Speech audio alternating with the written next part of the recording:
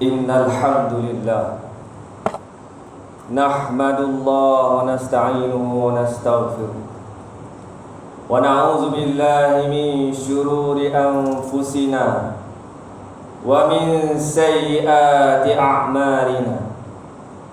Man yahdihillahu fahuwal muhtadi wa man yudlil falan tajida lahu waliyyan mursyida.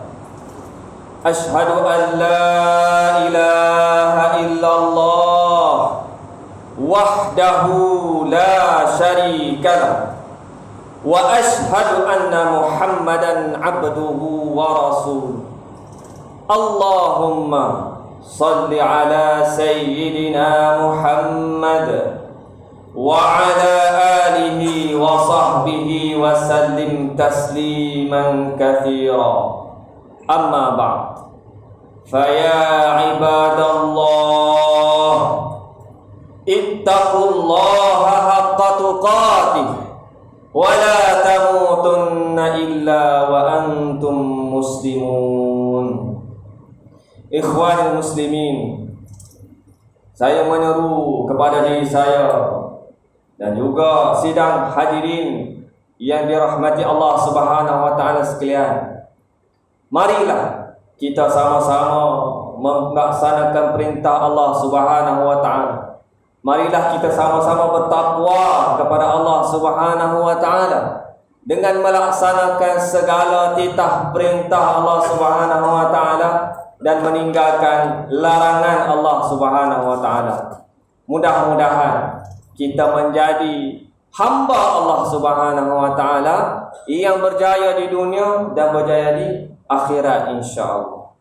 Sidang jemaah yang dirahmati Allah Subhanahu wa taala sekalian. Hari ini pertengahan bulan Safar 1442 Hijrah. Sebulan lebih dah kita meninggalkan tahun 1441 Hijrah. Syukur kepada Allah Subhanahu wa taala yang masih lagi sudi memanjangkan umur kita untuk bertemu dengan tahun 1442 Hijrah. Persoalan bagaimanakah prestasi iman kita? Bagaimanakah prestasi amal kita sepanjang tahun yang lalu? Adakah kita berpuas hati dengan prestasi yang telah kita tunjukkan? Ataupun di sana ada masih lagi ruang-ruang untuk kita membuat penambahbaikan? Habis ke mana umur kita? Adakah kita menghabiskannya dengan melaksanakan perintah Allah Subhanahu wa taala? Rasulullah sallallahu alaihi wasallam bersabda, "Ni'matan maghbunun fihi ma katsirun minan nasi, as-sihhatu wal faragh." Ada dua nikmat yang ramai manusia rugi pada, yaitu yang pertama nikmat kesihatan dan yang kedua adalah nikmat masa lapang. Semoga Allah Subhanahu wa taala memberikan kita untuk kita memanfaatkan dua nikmat Allah Subhanahu wa taala. Nikmat sihat kita gunakan untuk beramal ibadah, nikmat masa lapang kita gunakan untuk amal ibadah kepada Allah Subhanahu wa taala. Ikhwan muslimin yang dirahmati dan dikasihi Allah Subhanahu wa taala. Biasa pada awal tahun orang akan melakukan pelbagai azam, macam-macam azam dibuat. Insya-Allah pada hari ini khatib akan berkongsi 3 tips macam mana cara kita untuk memulakan perubahan kita dalam kita menghadapi tahun baru ataupun suasana baru yang kita akan hadapi di masa hadapan. Yang pertamanya adalah muhasabah diri. Yang kedua adalah azam dan perancangan. Dan yang ketiga adalah istiqamah. Yang pertama, muhasabah diri. Kita nilai prestasi amalan kita tahun lepas 1441 Hijrah. Di manakah level iman kita? Di manakah tahap amal kita? Di manakah tahap ilmu kita? Adakah meningkat daripada tahun sebelumnya ataupun menurun daripada tahun sebelumnya? Satu, muhasabah diri kita. Allah Subhanahu wa taala berfirman dalam suratul Hasyr ayat yang ke-18. A'udzu billahi minasy syaithanir rajim. Bismillahirrahmanirrahim. Ya ayyuhalladzina amanu taqullaha wal tanzur nafsum ma qaddamat lighad wattaqullah innallaha khabirum bima ta'malun. Wahai orang-orang yang beriman, bertakwalah kepada Allah Subhanahu wa taala dengan mengerjakan suruhannya dan meninggalkan larangannya, dan hendaklah tiap-tiap diri kamu melihat dan memerhatikan apa yang telah Dia sediakan untuk hari esok. Apakah yang disediakan dari sudut amal-amalan untuk hari esok, iaitu hari akhirat. Dan sekali lagi Allah SWT mengingatkan, bertakwalah kepada Allah. Bertakwalah kepada Allah Subhanahu wa taala. Sesungguhnya Allah Subhanahu wa taala Maha mengetahui segala yang kamu lakukan. Yang kedua, hadirin sidang jemaat yang dirahmati Allah SWT sekalian. Yang kedua, azam dan perancangan. Selalu kita tekadkan azam kita untuk sentiasa upgrade, tambah baik kualiti kehidupan kita. Hari-hari kita tanam azam. Kalau tuan-tuan perasan, setiap hari kita tanam azam kita sebut inna salati wa nusuki wa mahyaya wa mamati lillahi rabbil alamin. Kan subuh-subuh dalam doa iftitah, zuhur pun kita azam dalam doa iftitah, asar, maghrib. Setiap waktu kita menanamkan azam dalam hati kita, sesungguhnya salat aku, ibadah aku, hidup aku, mati aku lillahi rabbil alamin, kerana Allah Subhanahu wa taala. Sidang jemaat yang dirahmati, yang dikasihi Allah Subhanahu wa taala sekalian. Sebagai muslim, marilah kita berusaha meraih sebanyak mungkin ganjaran daripada Allah Subhanahu wa taala. Cuba banyakkan dan tingkatkan kualiti salat fardu kita macam mana. Salat sunat kita tambahkan kualitinya. Banyakkanlah amal soleh, banyakkanlah sedekah, banyakkanlah berwakaf. Itulah amalan-amalan yang kita nak bawa jumpa Allah Subhanahu wa taala. Atau kita meningkatkan sebaik mungkin fardu kita, solat kita, kita jaga elok-elok tata tertib. Kena belajar kan. Mungkin ada yang kita tahu, ada yang kita tak tahu. Dalam kita konsisten menuntut ilmu, insya-Allah Allah SWT akan membukakan kefahaman kita untuk kita sentiasa tambah baik apa amalan yang kita buat. Amalan solat sunat dengan solat sunat isyraq, solat sunat duha, solat sunat rawatib, solat sunat tahajud, tambahkan. Cuba perbaiki dari masa ke semasa. Solat sunat mengiringi solat fardu. Ramai yang kita tinggalkan, ramai yang kita lalaikan. Inilah bekalan antara kita nak mudah masuk syurga Allah Subhanahu wa taala. Tingkatkan infak kita, sedekah kita, wakaf kita. Tuan-tuan, sidang jemaah yang dirahmati, yang dikasihi Allah Subhanahu wa taala sekalian. Al-bakhila la yadkhulul jannah walau kana 'abidan.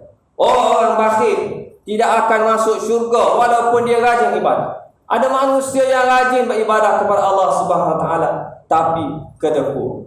Sayutawwaquna ma bakhilu bihi yaumal qiyamah. Allah Subhanahu wa taala akan menggantungkan di leher mereka apa yang mereka bakhilkan di hari kiamat nanti. Inilah antara hukuman Allah Subhanahu wa taala kepada orang yang bakhil, yang tidak mahu menginfakkan harta di jalan Allah Subhanahu wa taala. Orang bakhil dimurkai oleh Allah Subhanahu wa taala. Orang bakhil dimurkai oleh Rasulullah sallallahu alaihi wasallam. Orang bakhil dimurkai oleh para sahabat radhiyallahu ajmain. Sedangkan orang yang sakhi, orang yang dermawan akan dicintai oleh Allah Subhanahu wa taala. Orang yang dermawan dicintai oleh Rasulullah sallallahu alaihi wasallam. Orang yang dermawan dicintai oleh orang-orang yang beriman, dicintai oleh syurga Allah Subhanahu wa taala, dicintai oleh seluruh makhluk Allah Subhanahu wa taala di atas muka bumi. Orang yang dermawan, burung-burung akan mendoakannya. Orang yang dermawan, semut-semut, ikan-ikan di lautan, pepohon yang ada di daratan akan mendoakan orang-orang yang dermawan. Hadirin sidang jemaah yang dirahmati dan dikasihi Allah Subhanahu wa taala sekalian. Sedekah ini benar iman. Zakat maksudnya nabat ataupun safwah. Orang yang memagari dirinya dengan zakat, hartanya akan tumbuh berkembang. Infaq maksudnya al-qard, pinjaman.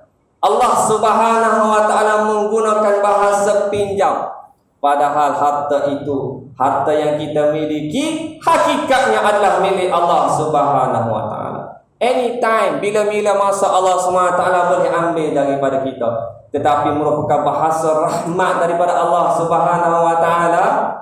Allah Subhanahu wa taala memberi rahmat kepada hamba-Nya yang rajin infakkan, sedekahkan hartanya di jalan Allah Subhanahu wa taala. Maknanya apa? Allah SWT kata, maka aku bayar.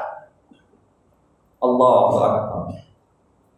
Kalau kita ada orang pinjam duit dengan kita, tapi dia bersungguh nak bayar, tapi dia ada kesulitan untuk membayar, dan kita bebaskan orang yang berhutang dengan kita itu, Allah Subhanahu wa taala akan menggantikan dengan balasan yang berlipat kalikan.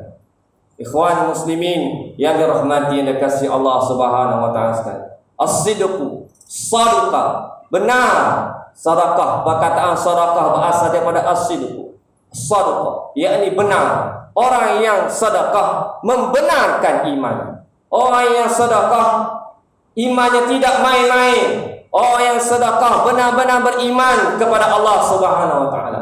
Orang yang sedekah sentiasa beriman dengan hari akhirat. Sebab itulah dia tu bersedekah, kalau tidak dusta iman. Ara'aital ladzi yukadzibu bid-din fadzalikal ladzi yad'ul yatim wa la yahuddu 'ala ta'amil miskin. Kamu tahu orang yang dustakan agama? Kamu tahu orang yang mendustakan haji, mendustakan solat, mendustakan amalnya, mendustakan imannya, puasa dan zikirnya? Siapakah mereka? Mereka adalah orang yang tidak mempedulikan dengan fakir miskin. Mereka adalah orang yang tidak peduli dengan anak yatim. Dusta, dusta dan mendusta. Itulah takhim. Allah menghinakan mereka. Moga-moga Allah Subhanahu wa taala memelihara kita semua daripada digolongkan dalam golongan orang yang bakhil. Ikhwan muslimin, orang yang dekat dengan Allah Subhanahu wa taala adalah orang yang dermawan. Bila ditanya kepada Nabi sallallahu alaihi wasallam, siapakah orang yang dekat dengan Allah? Nabi sallallahu alaihi wasallam berkata, ar-rahimuna yarhamuhumur rahimun. Ar-rahimuna yarhamuhumur rahman. Orang yang belas kasihan, orang yang dermawan, yang dicintai oleh Allah Subhanahu wa taala, yang bersifat dengan Ar-Rahman. Moga-moga Allah Subhanahu wa taala menggolongkan kita di kalangan mereka yang dicintai oleh Allah Subhanahu wa taala. Hadirin sidang jemaah yang dirahmati dan dikasihi Allah Subhanahu wa taala sekalian. 3 tips yang saya sebutkan. Yang pertama tadi tentang muhasabah diri. Kemudian yang kedua, azam dan perancangan. Dan yang ketiga, istiqamah. Nak kekal baik ini, nak kekal dalam keadaan baik amalnya, sudah tentu ada cabaran. Jadi marilah kita sama-sama istiqamah, yakni teguh pendirian kita. Orang putih kata steadfast. Teguh dengan amalan kita, konsisten dengan amalan kita. Dan kita jangan lupakan doa kepada Allah Subhanahu Wa Taala. Doa mohon hidayah kepada Allah Subhanahu Wa Taala supaya Allah Subhanahu Wa Taala terus menerus menggunakan hidayah kepada kita supaya kita terus beramal, insya-Allah. Ikhwan muslimin, mengakhiri khutbah minggu ini, marilah kita sama-sama mengambil pengajaran daripada masa yang telah berlalu dengan berusaha menjauhi segala kesalahan dan dosa. Di samping melakukan taubat nasuha dan menggandakan amalan soleh, kita mahu berubah insya-Allah untuk menjadi mukmin yang soleh, bukan ketika awal tahun baru sahaja, tetapi daripada masa ke semasa, daripada bulan ke bulan, daripada hari ke hari, kita sentiasa memperbaiki diri kita, memperbaiki amal kita, amal soleh kita, insya-Allah. Umat yang beristiqamah dan kebaikan, dengan kebaikan pasti akan beroleh kejayaan berkekalan. A'udzubillahi minasyaitonir rajim. Man 'amila shalihan falinafsihi wa man asaa fa'alaiha wa ma rabbuka bizallamin lil 'abid. Sesiapa yang melakukan amal soleh, maka faedahnya akan kembali kepada dirinya sendiri. Dan siapa yang membuat kejahatan, maka bahaya akan menimpa dirinya sendiri. Dan Tuhanmu tidak sekali-kali berlaku zalim kepada hamba-hambanya. Surah Fussilat ayat 46. Barakallahu li wa lakum bil Qur'anil azim wa nafa'ani wa iyyakum bima fihi minal ayati wal dzikril hakim. Wa taqabbal minni wa minkum tilawatahu innahu was-sami'ul 'alim. Aqulu qawli hadza wa astaghfirullahal azim li wa lakum jami'al muslimina wal muslimat wal mu'minina wal mu'minat fastaghfiruhu fa ya fawzal mustaghfirin wa ya najatat